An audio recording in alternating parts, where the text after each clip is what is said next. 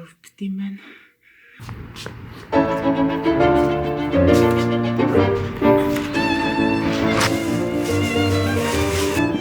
Миний цааш дэмжлэгээ хийх шаардлагатай шаардлагагүй гэдгийг шийдэх чухал ойлцолт. Тэгээд хов шаардлагагүй гэж бодож байна.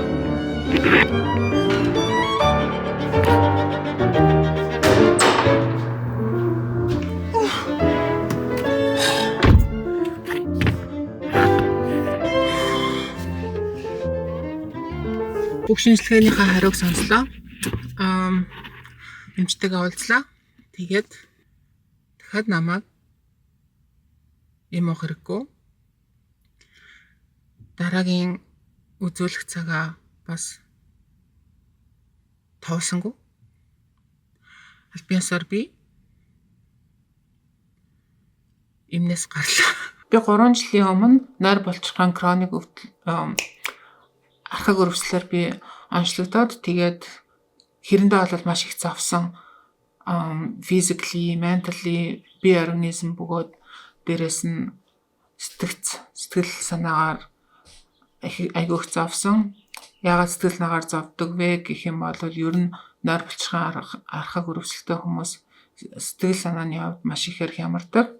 Учир нь маш их хүчтэй өвдөх үедээ маш их хүчтэй өвддөг. Тэгээд тийм байдал нь хизээч ирж магадгүй. Тийм болохоор хүн айцтай болдог, сэтгэл санаагаар ундаг. Би тэгээд ADHD-тэй маш их сэтгэл хөдлөл өндөртэй хүн болохоор тиймэрхүү зүйлд бол айгүй доошоо айгүй хөндлөлтөнд ордог. Тийм хүн залуустай та нартай анхааруулж хэлэхэд тостой өөхтэй хоол мах хоол эзний дараа арх битээ угаараа хүүтийн битээ угаараа би болохоор тостой юмны араас айгүй хүмүүстэй ус ундаа удаг байсан. Тэр маш их буруу байсан юм байна лээ. Тэгээд яг би тэр энэ бүхнийг 2-3 жилийн турш бүр өдөр алхан хичээсээр агаад ард нь гарч чадсан. Мэдээж ихээс төрсөн шиг буцаа зүгээр болохгүй бах. Гэхдээ амарч байсан би өөрийнхөө амьдралын хэм маягаар өөрийнхөө сахилга батаар цаашаа дахиулахгүйгээр урт хугацаагаар амьдарч чадах гэж би найдаж байна.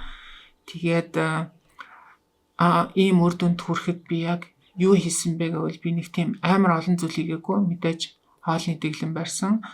Хоолны дэглэм гэдэг маань урдных шиг их тостой хоол идээ дараа нь хүүтэн мөстэй ус уудаггүй болсон. Дээрэс нь арх ерөөсөө огтуухаа болсон. Ерөнхийдөө дасгал хөдөлгөөн би тогтмол хийдэг ч гэсэндээ би өдөр алган алхдаг болсон. Өдөр алган алхахад ямар бенефитүүд байдаг вэ гэх юм бол яг дараагийн бичлэгийн дараагийн хэсгээс үзээрэй. Тэгээд ерөнхийдөө миний энэ өвчнөтэйгөө тэмцэжсэн үеийн ер нь өдөрт хийдэг байсан өдөрт 1-2 удаа 3-4 цагийн турш хийдэг байсан зүйлийг бичлэгийн дараах хэсгээс үзээрэй. Ингээд олон уншаад явах уу? Бичлэгээ үзье. Өглөөний ахлалтанд гарлаа. Сайхан сэрүүхэн мантай гоё өглөө.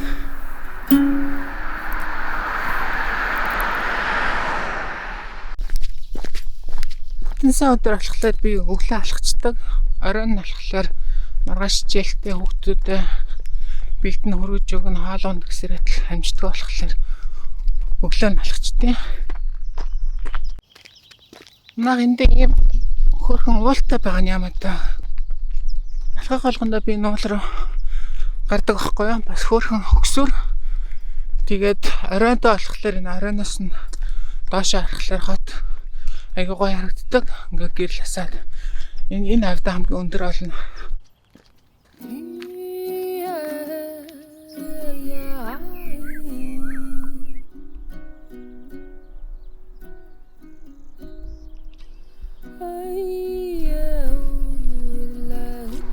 Энэ жижигхэн уулан дээр би бүр маш олон төрлийн амтан харж исэн.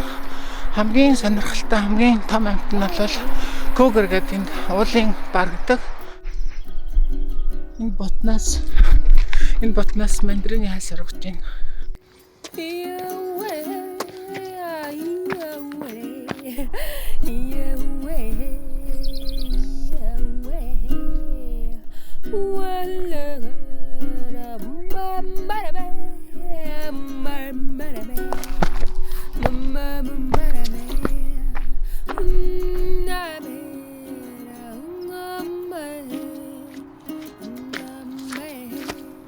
Миний асуултын эхний point би энэ дээрээ нэг 5 минут ингээ хотоорч сууж аваад явдаг. Одоо ийм л харагдаж байна.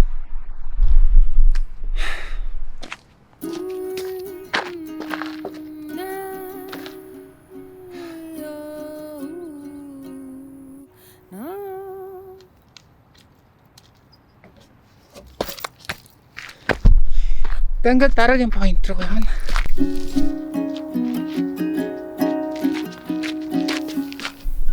Би энэ хотод нүүж ирээд одоо 6 жил болж байна. Тэгээд нүүж ирсэн өдрөөс эхлээ алхсан.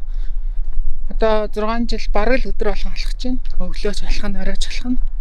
Тэгээд анх ирэхэд би нэг эмээтэй танилцж ирсэн бас ингээ өдөр болгон алхдаг гэдэг өглөө 7:30 үед голцоо алхдаг. Одоо ч гэсэн алхаж байгаа тэр эмээ. Тэгэхэд тэр эмээ тухайн үед надтай танилцахдаа 2 таягтай 96 настай заяа. Тэгээ 2 таягтай байсан. Дараа нь эмээ 1 таягтай болсон. Одоо яаж явдаг вэ гэвэл одоо 96 дээр 6 жил хэр чинь 102 та гэсэн үг. Одоо 1 таяг барьцсан явж байгаа. Гэхдээ тэнийг хойноо зүгээр ингээд хойноо үүрээд ингээд барай явж байгаа. Ер нь бол би тэгтээ бүр жоохон бахта алхаж эхэлсэн. Оросууд буцсны дараа ингээд Орос сургууль хаагдаад тэг би 3 дугаар сургуульд шилжиж ороод явж ирсэн. Би ингээд өглөө хичээлдээ гарна гэж тэгээд гарч яваад хотоор ингээд алхацдаг. Автобусын зугаад нэг хотын төв хавцаа буучаал. Тэгэл ингээд хотоор ингээд нааш цаашаа ингээд хичээлийн цаг таран тартал алхасаар байгаа.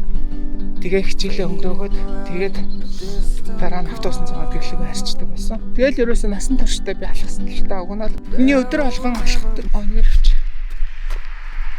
Миний өдөр болгон алхдаг шалтгаан болвол bipolar ADHD хоёртой тэр хоёр эмгэгтэй минь холбоотой. Иймэрхүү хүмүүс болвол өглөө нэг 5 цагаас эхлээд гарчдаг. Өдөр болгон алхахын benefit нь гол benefit нь гэхээр хүний цусны эргэлт ингээд тогтмол хугацаанд ингээд урт хугацаагаар ингээд алхахаар сайжирдаг. Тэгээд хүний даралт мэдээж хэвийн хэмжээнд хадгалагдана. Иммун системд бол маш сайн мэдээж цусны нөгөө хандах өөх бас тоогдно. Хамгийн том benefit нь болохоор хүний энэ сэтгцэн эрүүл мэндэд бол алхалт маш их өгөөждөг. Тэгээд ADHD болохоор бас ингээ хүн хайпер болоод эхэлдэг. Тэгээд хайпер болсон үедээ бас оройтой алхацгаар хүн ингээ жоох ингээ доош ингээ дарагддаг.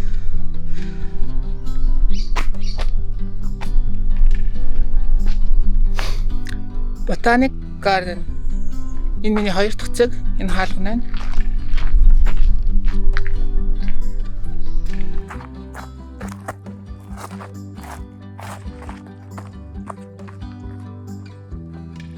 Donated by Joanne and Stan Benson 2004 гэнэ.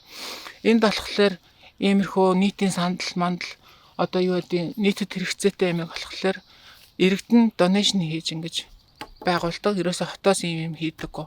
Харин хөшөөг хоттой мөнгө төлөөд хүмүүс хоттой мөнгө төлөөд газар аваад тэгээ хөшөө байгуулдаг. Ерөөсө хот ус хөшөө барьдаггүй гэдэг. Яг хэрэгчлээний хөшөөг ус барьсан байх л та.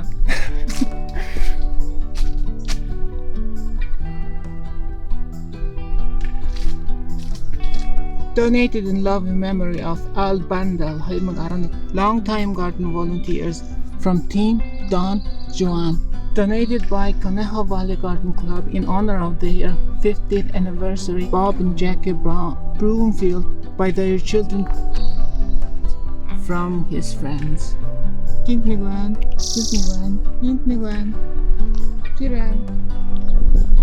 Ингээд хотын иргэдээс нь хотынхаа цэцэрлэг тийм үү хоттой ингээд хандив өргөдөг. Манайх шиг ингээд завчаа явна гэж байхгүй. Тэгээ энэ хязгаартай хэрвээ энэ ингээд хитрхи хүмүүс ингээд хандаа үгээгээд ах юм бол хэцүү шүү дээ. Тэдний болохоор ингээ очертой байдаг. Манайхан завчгаа болоорой. Good morning. Манайхан 100 мянган хүнтэй хат тэгээд ийм цэцэрлэг манай хотод 15 ширхэг байдаг гэсэн.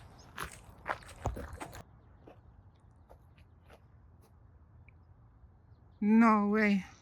Lesson learned, a slight state of hope that you will return. It's what I got, and then the summer turned into fall.